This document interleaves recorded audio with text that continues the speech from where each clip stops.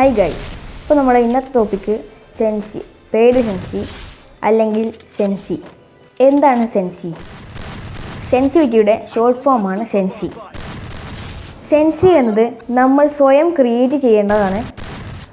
അത് നമുക്കനുസരിച്ച് അല്ലെങ്കിൽ നമ്മുടെ ഫോണിനനുസരിച്ച് ക്രിയേറ്റ് ചെയ്യണം. എല്ലാ സെൻസിയും നമുക്ക് പറ്റിയതോ നമ്മുടെ ഫോണിന് പറ്റിയതോ ആവില്ല. അതുകൊണ്ടാണ് നിങ്ങൾക്കനുസരിച്ചുള്ള സെൻസി ക്രിയേറ്റ് ചെയ്യാൻ ഞാൻ പറഞ്ഞത്.